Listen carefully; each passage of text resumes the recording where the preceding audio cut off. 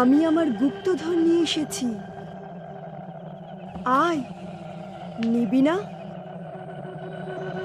আয়।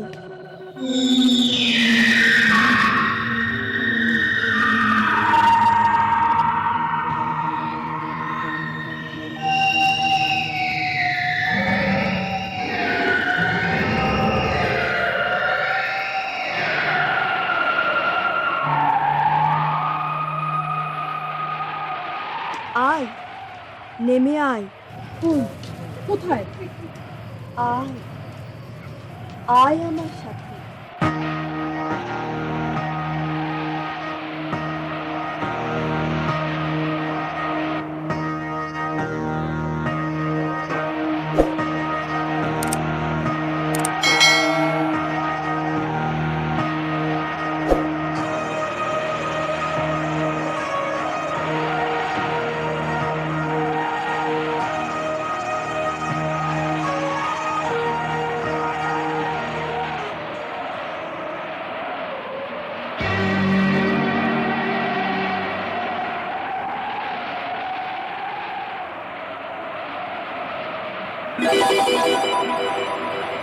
কি দেখছিস?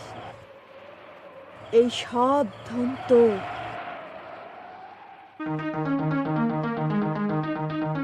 তোর জন্যই আগলে রেখেছি সব। সব তোকে দিয়ে যাব। কি আছে ভেতরে? সোনা রূপার মোহর, অনেক অনেক দিনের পুরনো টাকা, সোনার মুদ্রা। সব আমার? হ্যাঁ, সব তোর হবে। মেয়েকে আবার ধুমধাম করে বিয়ে দিবি। কোনো অভাব থাকবে না তোর সংসারে। রানীর হালে সুখে কাটাবি বাকি জীবন। সব আমার? হ্যাঁ, দাঁড়া। কিন্তু এখন এই শরীরে তো ছুতে পারবি না। কেন?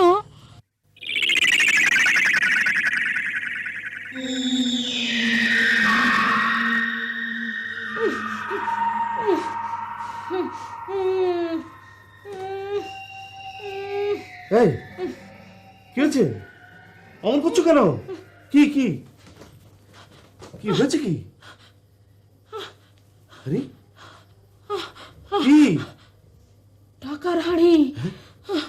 টাকার হাঁড়ি? মা, মা কি হয়েছে? স্বপ্ন দেখছিলে নাকি? চুপ, একদম চুপ। কি ব্যাপার, টাকার স্বপ্ন দেখছিলে তুমি? এই, তুই হা করে কি দেখছিস? কি শুনছিস?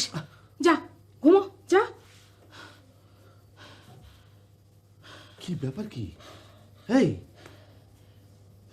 তুমি কি টাকা? হ্যারিকেনটা নিবাও তো। কেন? কি কি হয়েছে? কি নিবাও না?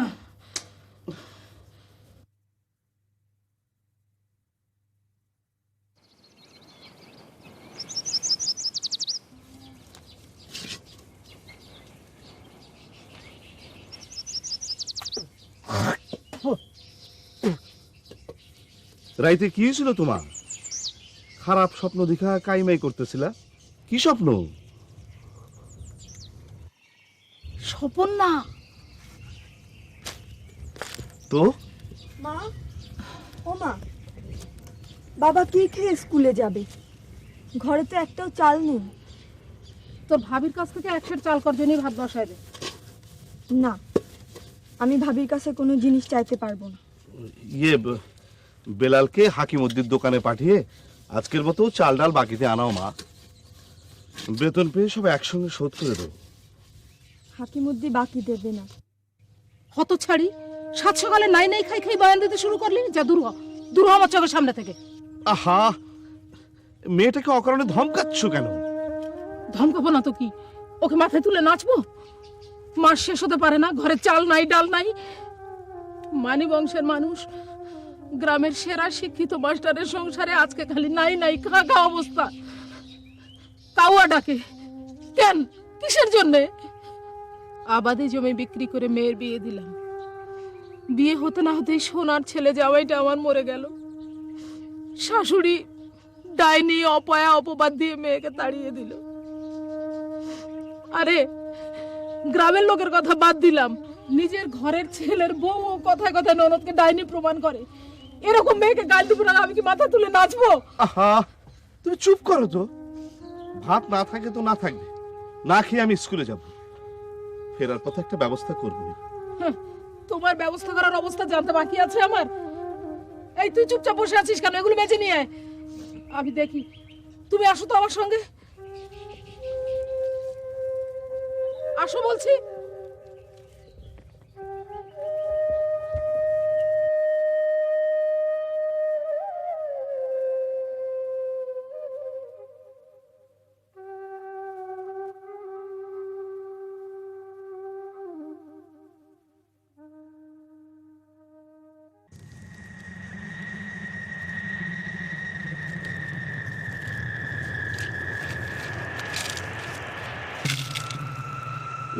কোথায় নিয়ে এলে? মেয়েটাকে কাল রাতে অকারণে তুমি ধমক দিলে, আর এখন সাত সকালে ওর মনটা বিষ ঢেলে দিলে। আমার ভীষণ খারাপ লাগছে। আমার খারাপ লাগে না? মেয়েটাকে আমি নাকি তুমি পেটে ধরেছিলে? তুমি বাবা, তুমি। কিন্তু এখন এই ভিটায় কেন নিয়ে এলে? শোনো, তোমাকে একটা ভীষণ জরুরি কথা, যে কথাটার উপর আমাদের বাঁচা মরা নির্ভর করছে, সেই কথাটা শুধু তোমাকে বলবো। কিন্তু এখানে কি এমন জরুরি কথা? তার আগে বলো, পেটে কথা ঢুকলে পেটেই থাকবে তো, নাকি আবার যেখানে সেখানে বলে বেড়াবে? তোমার যা অভ্যেস। আমার কথা বলছে, তোমার মুখ থেকে বরং বেফাস কথা বেরিয়ে যায়। যাক, এখন বলো কি এমন তোমার জরুরি কথা? পারভিনকে আবার আমরা লাখ টাকা খরচ করে বিয়ে দেবো গো। বাকি জীবনটা আমরা রাজার হালে থাকবো। কি যাতা বলছো? যাতা নয় গো, আমাদের এই ভিটে পুরনো আমলের টাকা আছে, তুমি জানো না? না, লোকে বলে তো। আমার মাকেও নাকি স্বপ্নে দেখিয়েছিল, কিন্তু আমি ওই সমস্ত স্বপ্ন লোক কথা বিশ্বাস করি না। বিশ্বাস করো না, আমি নিজের চোখে দেখেছি গত রাতে সাতটা ঘোড়া, ঘোড়ার ভেতর সোনার উপর মোহর। তোমার মাথাটাতে খারাপ হয়ে গেল নাকি? আমার মাথা খারাপ হয়নি বলেই তো তোমাকে এখানে চুপি চুপি নিয়ে এলাম। এইখানে, এই গাছের নিচেই আমাকে দেখিয়েছে। এখানে? চেঁচিও না। পারভিন, রহিমের বউ, ওরা জেনে গেলে সর্বনাশ হবে। কাল রাতে যখিনী দেবী আমাকে ডেকে নিয়ে এসে এখানে তার 7 ঘোড়া মোহর দেখিয়েছে। যখিনী দেবীকে? ইস রে, এমনি কি তোমাকে আমি গাথা হাবা মাস্টার বলি? যখিনী দেবী হচ্ছে, যখিনী দেবী মানে যে যখের ধন পাহারা দেয়। জানো, যখিনী দেবী যে কি সুন্দর, অনেকটা আমাদের পারভিনের মতো, কিন্তু পারভিনের চেয়েও আরো বেশি সুন্দর। মাথায় আবার নাগিনীর মুকুট। মুকুট? তা সে কোথায় গেল? আছে আছে, এখানেই আছে। আমাকে কি বলেছে জানো? কি বলেছে? আমাকে দেবার জন্যই নাকি এতদিন ধরে এ ধন সে আগলে রেখেছে। বলেছে আমার মুখে আবার সে হাসি ফোটাবে। মা, কি হয়েছে? কি আবার হবে? তোর বাপের আবার আমাশা ধরেছে। রক্ত আমাশা কিনা তাই দেখছি, আর থানকুনির পাতা খুঁজছি। তুই আয় না, দেখ, আয় দেখ। আমি কি ডাক্তার যে খালি চোখে পায়খানা দেখবো? ও, ডাক্তার না হলে কি বাপের জন্য দুটো আমাশার ট্যাবলেট এনে দেওয়া যায় না? তার দিবি কেন? পৃথক হওয়ার পর নবাব জাদার তখন বাবা মার অসুখ বিসুখের খোঁজ খবর নেওয়ারও সময় নাই। বউয়ের মুখ দেখেই বেহেস্তা যাবি। আহা, আমার এই ঔষধ লাগবে না, আমাকে তো আবার স্কুলে যেতে হবে।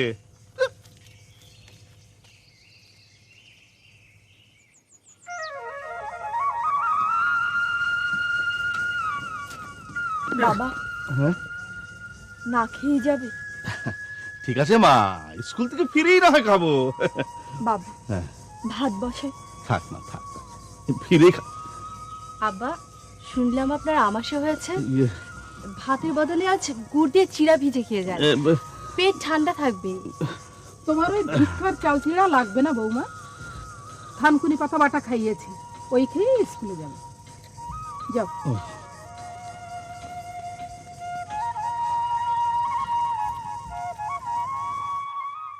কি ব্যাপার মতলব ভাই, এত মন মরা কেন?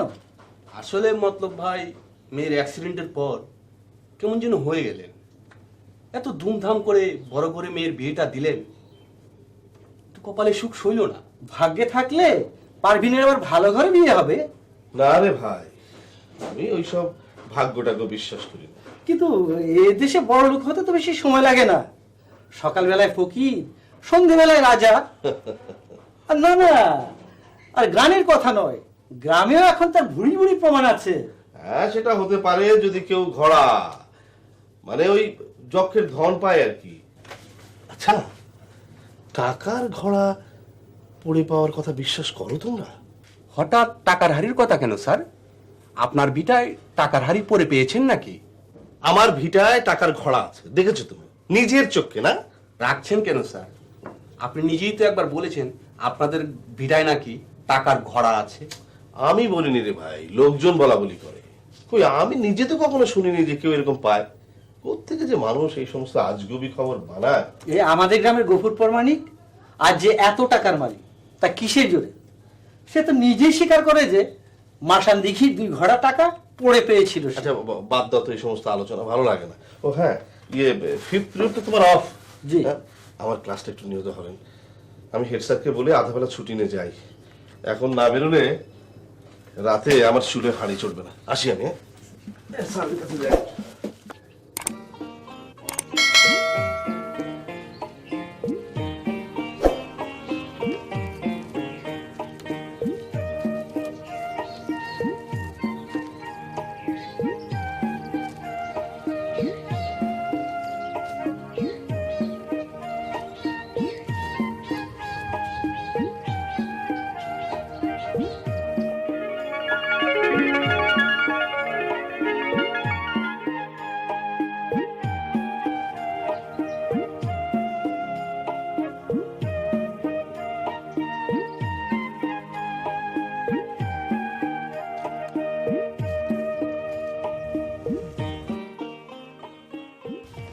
আসসালামু আলাইকুম। ওয়ালাইকুম আসসালাম। আপনি স্কুল শিক্ষক, তাই না? আপনাকে দেখে আমি বুঝতে পেরেছি। আমি কি আপনার সঙ্গে একটু কথা বলতে পারি? তার আগে পরিচয় দেওয়া দরকার। আমি অমর। ও, আপনি আমাদের সমর মাস্টারের নিশ্চয়ই কেউ হন। তো আপনি যান না স্কুলে, ওই টিচার্স রুমে হরেন আছে, তাকে জিজ্ঞেস করুন। না, আমি আসলে আপনাকেই খুঁজছি। হ্যাঁ,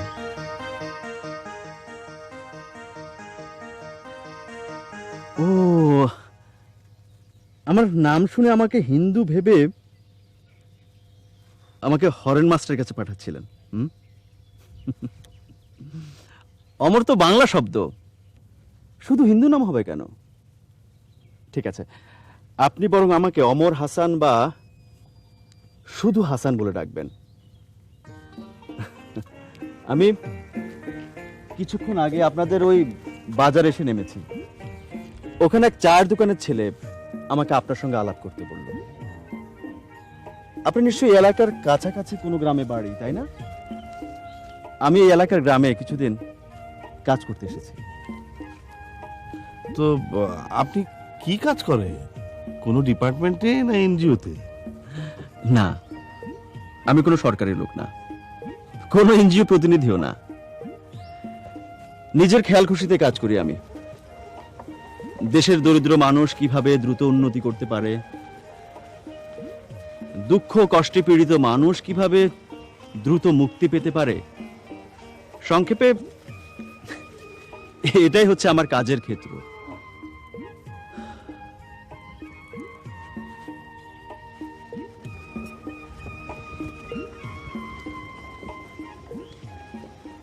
আপনি বোধহয় বাড়ি ফিরছিলেন, তাই না চাচা?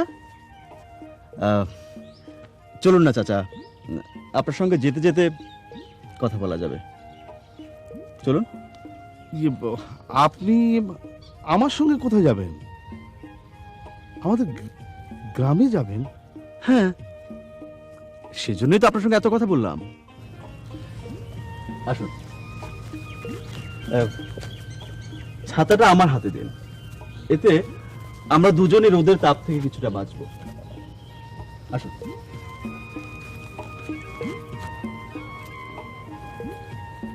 আপনি বোধহয় আমাকে সহজভাবে নিতে পারছেন না, তাই না? আচ্ছা, মনে করুন আমি আপনার ছেলের মতো, একান্ত আপনজন। হ্যাঁ, চলুন। তুমি কে বাবা?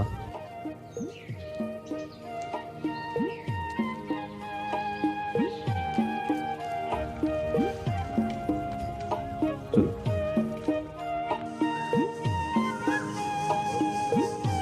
পারবিন, পারবিন, মোড়াটা দে মা, বাড়িতে মেহমান নিয়ে এলাম।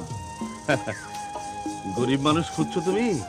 আমার চেয়ে হতভাগা গরিব আর কে আছে বাবা বলো?